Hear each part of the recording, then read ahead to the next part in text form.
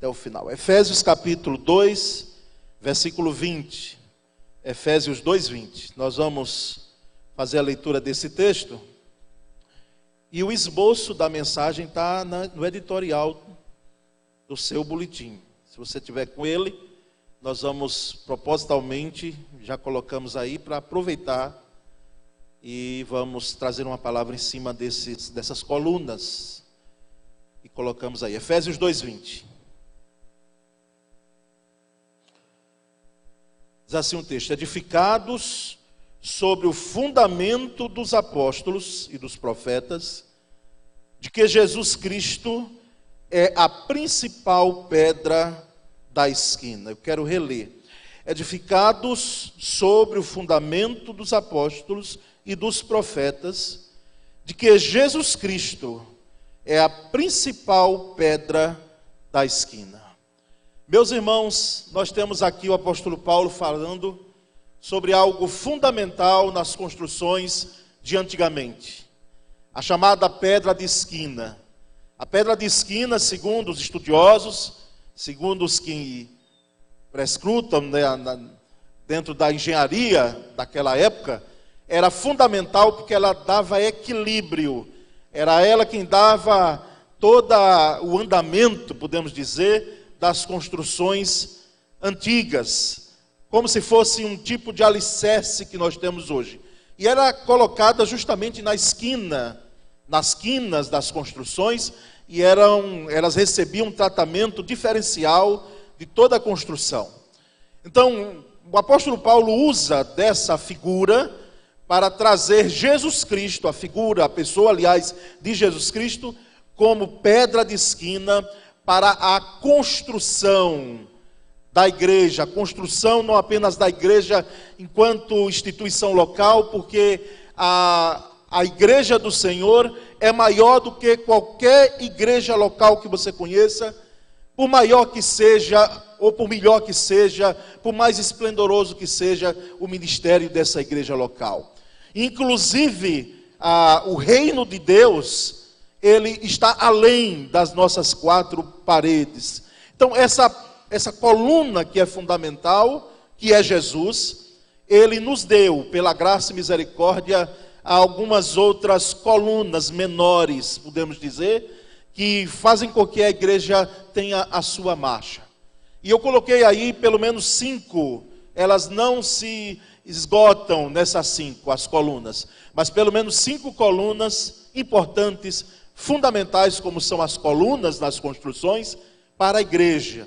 E a primeira coluna, o primeiro fundamento, vamos dizer assim, tendo esse fundamento maior e principal, que é Jesus Cristo, mas o fundamento de ação, de ser igreja, é o que nós chamamos de adoração.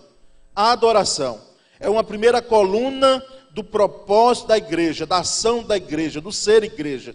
Esse é um propósito, irmão, princípio da igreja. Propósito primeiro. Eu não sei se alguém fica escandalizado, mas se fica, você vai me entender, não é? E vai entender as escrituras. Quando falamos em adoração como a ação precípua da igreja, é porque ela vai nortear todas as nossas ações.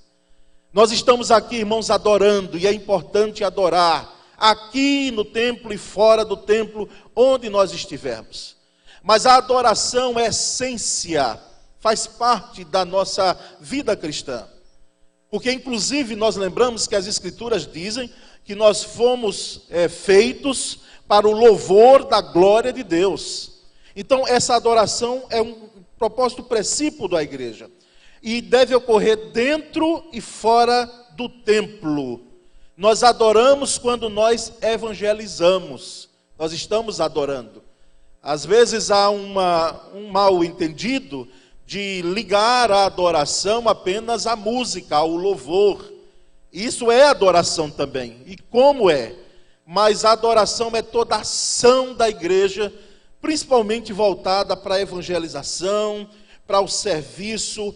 Quando nós oramos, nós adoramos a Deus. Quando você ora sozinho, em particular no seu quarto, quando só Deus está vendo, ou aqui numa oração pública, ou onde você estiver, que dirige uma oração, ali é adoração. Nós, irmãos, quando cantamos, pois esse é o cerne da adoração, a música, ela é a melhor ferramenta, vamos dizer assim, sem desprestigiar nenhuma outra, para a adoração, porque nós entendemos que os nossos valores, a nossa fé, ela é internalizada, ou elas são internalizadas quando nós cantamos, não é? Não é em vão que a música é usada também para outros propósitos desvirtuados, que não seja da adoração a Deus. Mas quando adoramos, nós estamos utilizando o cerne da adoração. Quando louvamos, aliás, quando nós cantamos. E tudo que redunda para a glorificação do nome do Senhor Jesus, nós chamamos de adoração ao Senhor. Então essa primeira coluna, esse primeiro alicerce da igreja. A igreja precisa adorar. A igreja precisa ter um coração voltado para a adoração a Deus. Adorar ao Senhor em todo o tempo. Adorar nas lutas, adorar nas vitórias, adorar em qualquer situação. Mas há um segundo propósito da igreja, uma segunda coluna de propósito, que é a evangelização. Além da adoração, que é precípua, a evangelização, ela está ligada. É como, vou usar aqui a grosso modo, não é, um exemplo, é como um cacho de banana, um cacho de uva, ou qualquer outra fruta que tem os seus gomos ali ligados num troncozinho só. Então, a evangelização, irmãos, a igreja deve se empenhar para propagar o evangelho em qualquer lugar onde exista uma pessoa que precisa ouvir de Cristo. Qualquer lugar. Eu não sei quem foi que disse, ou quem levantou essa tese, eu não quero apenas atribuir, não é, à Igreja Católica, de que o evangelho é para os pobres. O evangelho é para os pobres, o evangelho é para os ricos, o evangelho é para qualquer pessoa que necessite de Jesus. Fica até estranho a igreja estar escolhendo onde ela vai evangelizar, porque ela deve alcançar todas as camadas da sociedade. Por mais que nós entendamos que existem pessoas que se acham donas de si mesmas, elas acham que não necessitam do evangelho, não necessitam de Cristo, e elas podem viver muito bem, como algumas dizem, sem esse negócio de estar aqui todo domingo ouvindo o pastor e cultuando, esse negócio de Jesus, de oração, nada disso. O que eu tenho me satisfaz, mas nós sabemos que dentro dela existe um vazio que só Jesus vai preencher. E a coluna de propósito da evangelização é que vai, pela graça e misericórdia de Deus, alcançar essa pessoa. Mas a evangelização, irmãos, e o evangelho, de fato, são para todas as pessoas.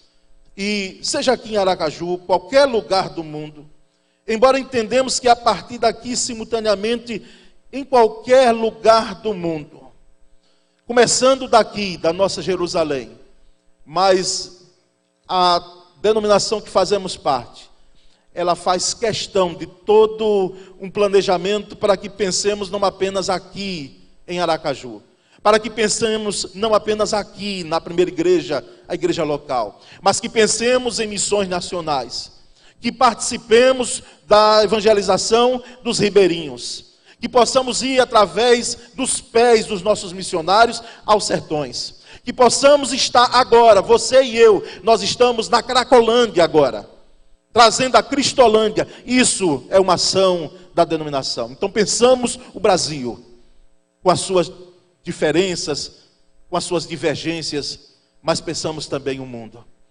Teve gente aqui que nunca saiu do Brasil, mas você sabe que você chega lá, porque existe gente agora na Europa, na América do Sul, em outros países, na Ásia agora, eles estão indo por nós e nós precisamos sustentá-los em oração. É o olhar, irmãos, que parte daqui, mas que vai e atinge todo mundo, porque lembramos da ordem de Jesus em Mateus 28, 19 e 20. Portanto, ide e fazei discípulos de todas as nações, começando por Jerusalém. Então a evangelização, irmãos, ela precisa ter essa ação da igreja, até porque ela precisa ser relevante também onde está plantada, ela precisa pensar no local onde está, Uma pergunta que às vezes eu faço, e eu não sei se você já fez, é se essa igreja aqui, que alguns entendem como a igreja bonita, ou a igreja de azul, a igreja da Rua Lagarto, outros a Piba, se ela fosse tirada daqui, se ela fosse arrancada desse lugar, que nós estamos aqui desde 1920, se fôssemos retirados daqui, se essa comunidade nossa aqui, se Aracaju, pelo menos sentiria falta? Essa é uma pergunta que nós fazemos. Será que fazemos diferença? Será que estamos atuando? E eu dou graças a Deus quando missionária Ruth, sentando com ela, disse: pastor, nós vamos começar a divulgar o evangelho por aqui mesmo. E já foram duas aqui, com uma equipe pequena, que está precisando de mais gente. Eu sei que é dia de semana, mas estão aí divulgando o evangelho. Não é nem divulgando o nome da igreja, porque é muito ruim quando a igreja coloca o nome dela e divulga o nome acima do evangelho.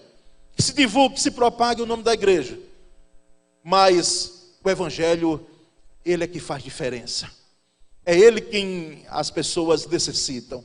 Então, irmãos, a partir daqui, da nossa comunidade, através de oração, de sustento missionário e da identificação, capacitação e envio de missionários, nós podemos cumprir a missão do Senhor.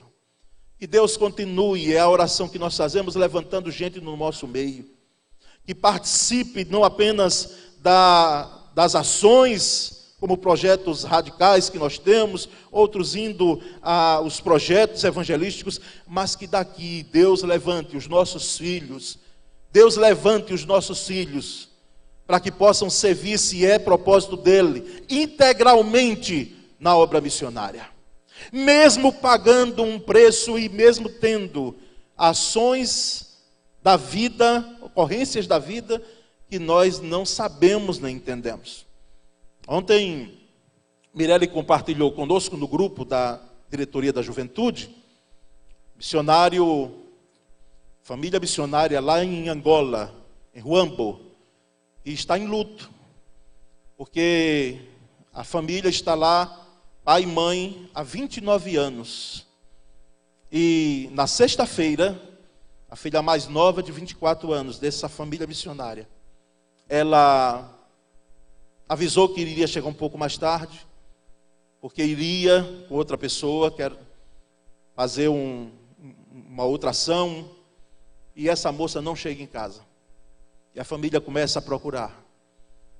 E ela, irmãos, foi encontrada, note bem isso, violentada e morta. Isso é uma dor muito grande. Eu estava conversando com Sônia ontem em casa. Digo: Sônia, como é que a gente pode ver isso aqui e não se emocionar? Porque você imagina o que se passa na cabeça de um pai, de uma mãe, que investiu 29 anos ali. Mas nós estamos sujeitos a isso, irmãos. Quem está na obra missionária está sujeito a isso. Não temos, graças a Deus, essas ações aqui no Brasil de hoje, porque alguns levaram pedradas no passado, por causa da evangelização, porque a religião dominante não permitia. E nós não estamos aqui para fazer julgamento, mas para fazer uma leitura histórica de algo que não deve acontecer mais em nossa nação. Mas existem irmãos nossos, preste bem atenção nisso, irmãos nossos que estão morrendo, e nós não sabemos os pormenores, porque violentaram e mataram aquela moça. Mas assim, eu faço a leitura do que passa na vida daquela família num momento como esse.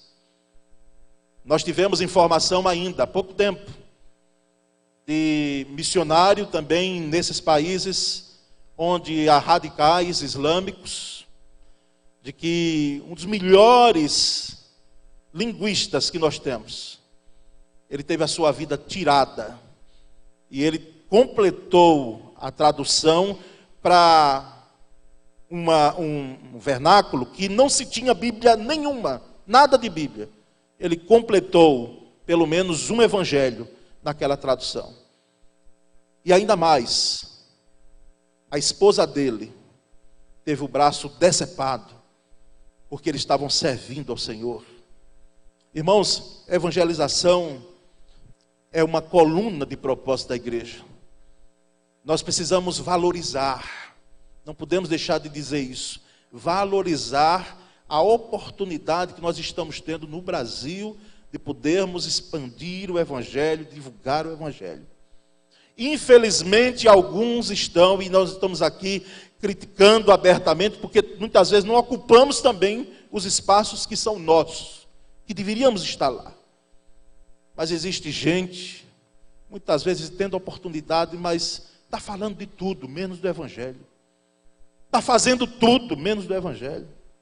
Os pregadores televisivos, meu Deus, que eles preguem o Evangelho, que divulguem o Evangelho genuíno de Jesus Cristo, que parem com essas questões que levam o povo, às vezes, a gostar disso. As indumentárias que se usa, tem igreja hoje, irmãos, com arca dentro.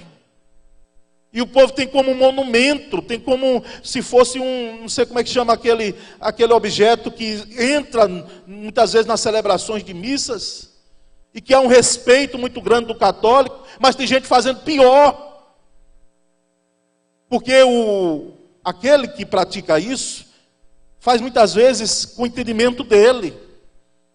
Mas nós recebemos um evangelho, recebemos uma noção do evangelho genuíno, e parece que algumas igrejas aí, alguns pastores estão enlouquecendo.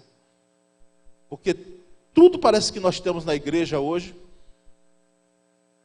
não está cheirando o evangelho, está cheirando a outras coisas. Pode a igreja estar enchendo, saindo pelas janelas de gente, mas se o evangelho não está sendo pregado genuinamente, tem algo errado, irmãos. Tem algo errado com isso. Então, vivamos a evangelização. Preguemos o evangelho de Cristo. Mas há uma terceira coluna de propósito da igreja, que é o ensino e discipulado. Ensino e discipulado. Cuidar dos frutos obtidos da colheita na seara de Deus. Nós ganhamos vidas, mas às vezes não cuidamos. Plantamos, mas quando vamos colher, não tratamos. Não discipulamos. Somos bons até, ou eu não sei nem se dia se somos, mas ainda mantemos.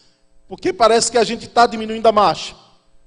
Parece que a gente está diminuindo a marcha. Parece que a gente quer viver apenas para nós mesmos. Mas somos bons até de ganharmos vidas para Cristo. Mas nós precisamos entender que o processo, todo o processo de ensino não termina com a conversão. É preciso ensino e discipulado. É preciso caminhar junto. Então, irmãos, que a nossa missão de discipular deve suceder naturalmente à evangelização.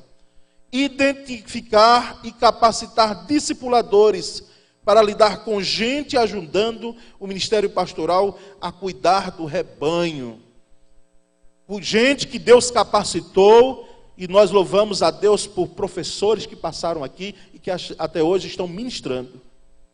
Por gente que discipula, mas que nós possamos ampliar mais isso. Irmãos, discipulado é o ensino, discipulado e ensino estão atrelados. E quando eu me refiro ao ensino, penso no aspecto pontual do estudo da palavra, com o objetivo não apenas de conhecer o conteúdo bíblico, que é bom quando você sabe Bíblia, mas não apenas isso, mas que esse conteúdo, preste bem atenção a isso, ele seja uma ferramenta para construir os valores do reino de Deus nas pessoas. Porque não basta saber Bíblia, é preciso viver a Bíblia, viver os princípios da Bíblia, viver os princípios do Evangelho. A EBD, irmãos, é uma expressão bem nítida deste aspecto. Mas também fomentar outros locos, outros locais, outros ambientes, para que a palavra seja mais do que letra, ela seja conteúdo de vida, isso no templo, em casa, em qualquer lugar. A escola bíblica dominical. A importância que nós devemos ter para o estudo da Bíblia. É uma terceira coluna, irmãos.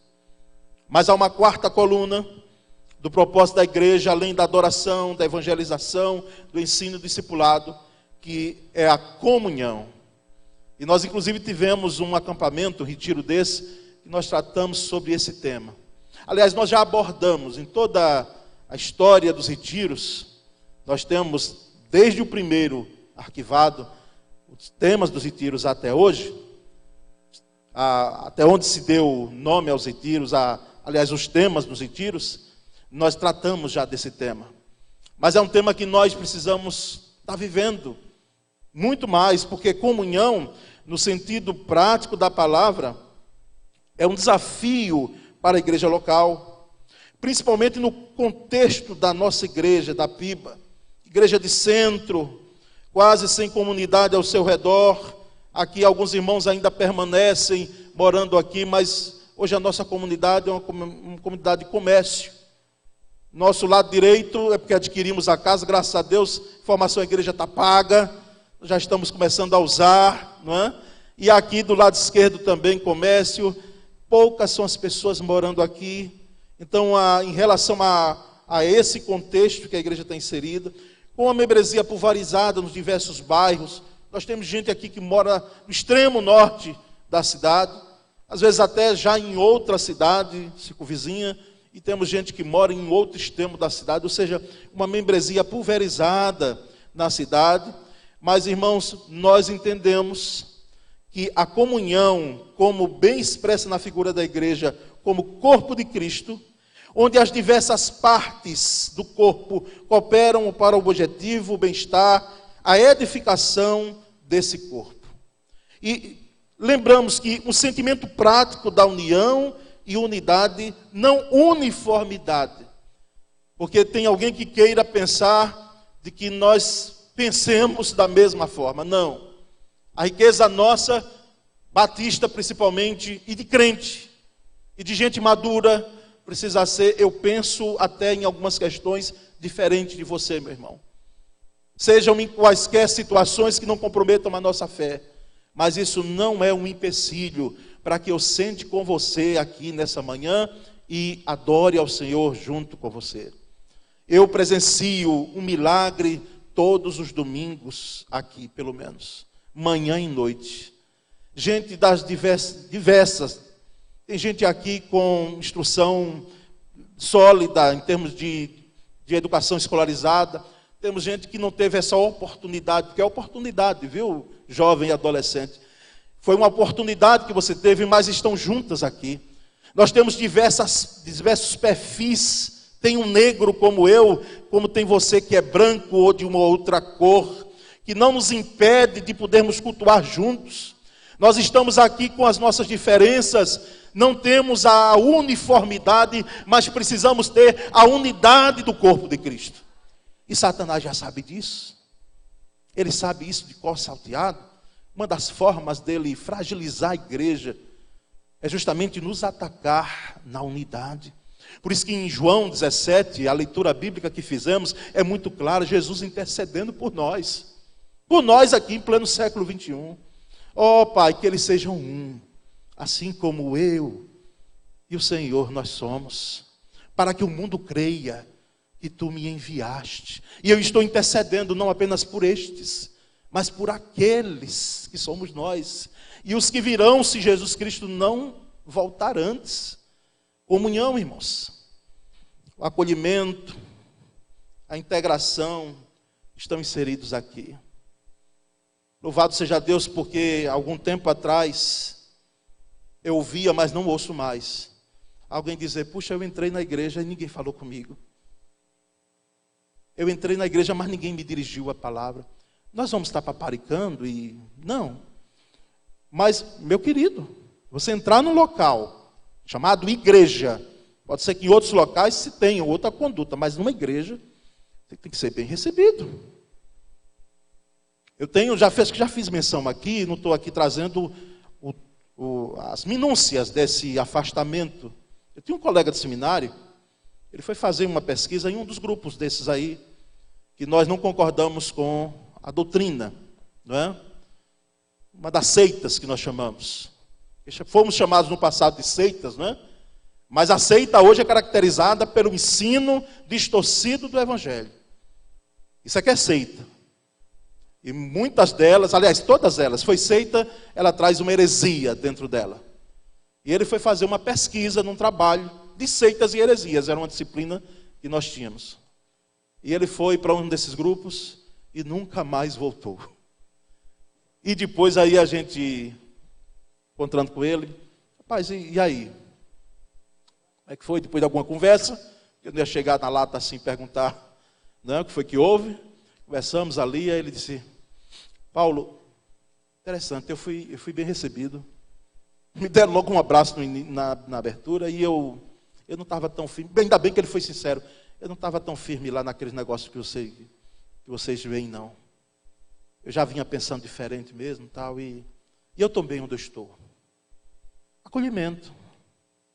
É claro que os irmãos vão entender que nós não vamos, repito, aqui está adulando ninguém. Não é esse sentido. Mas ser bem recebido, ser bem recepcionado, louvado seja Deus, porque nunca mais ouvi.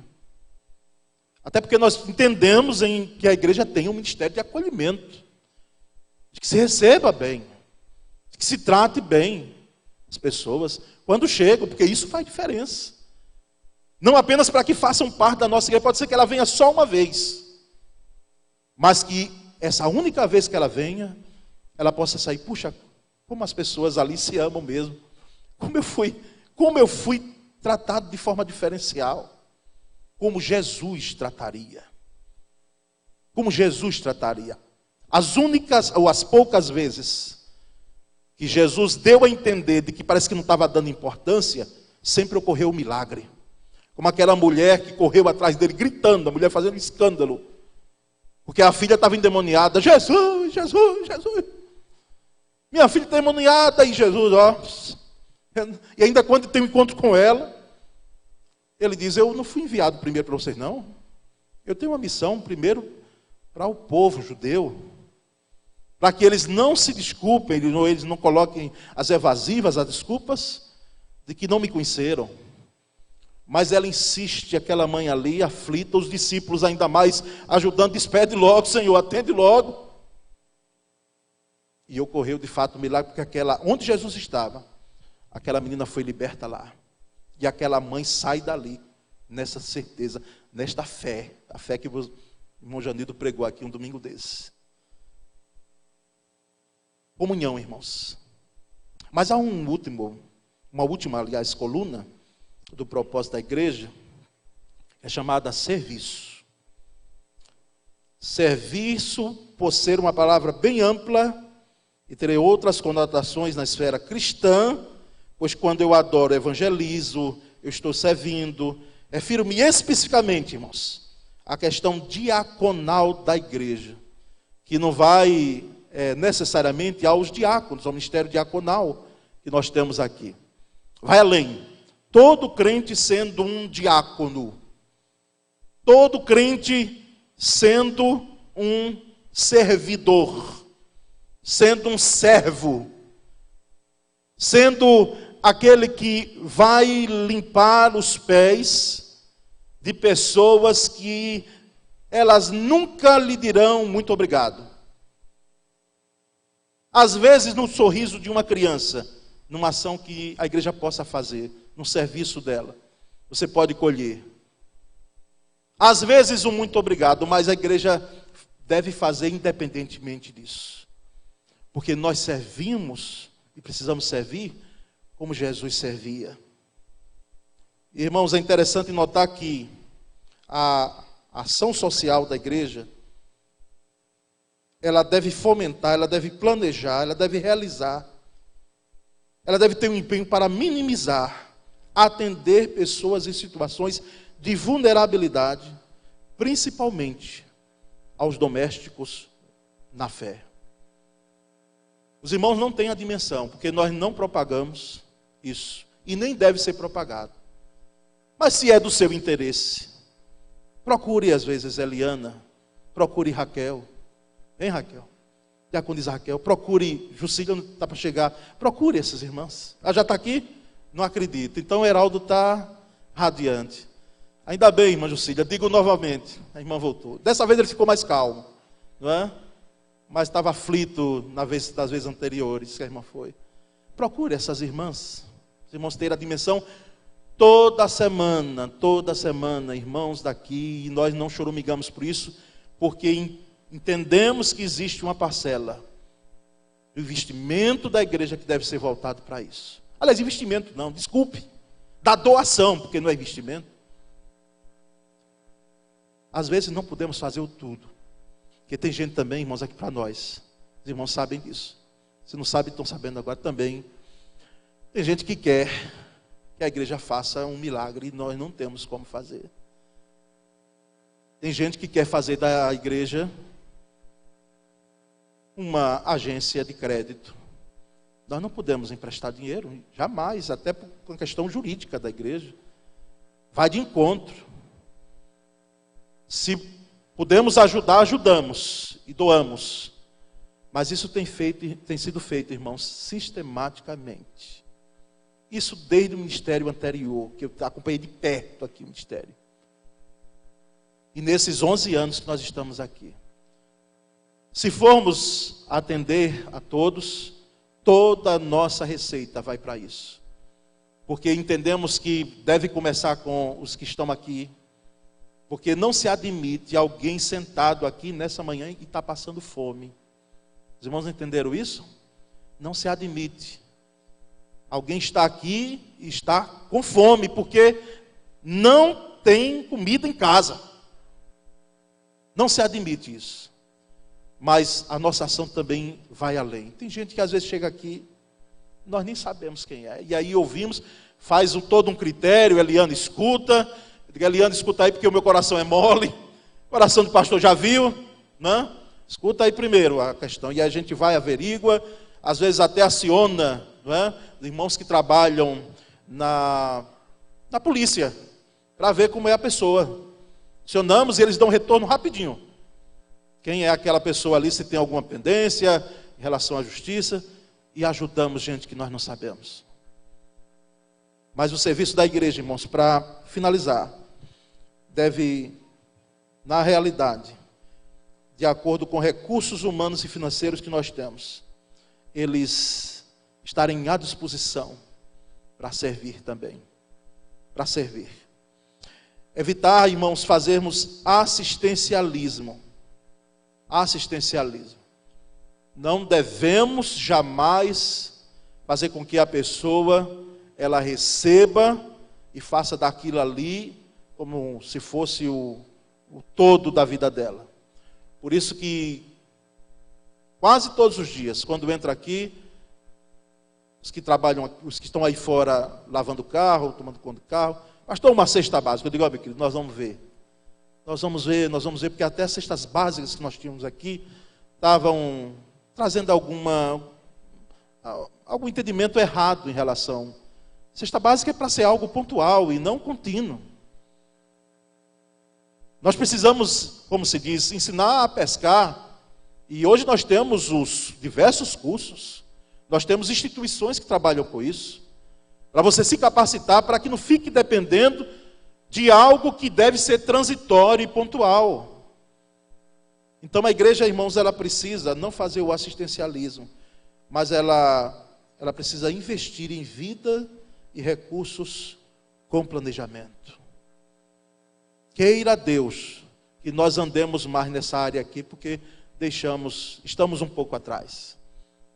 Quero reconhecer, até porque já falei algumas coisas aqui contra o catolicismo,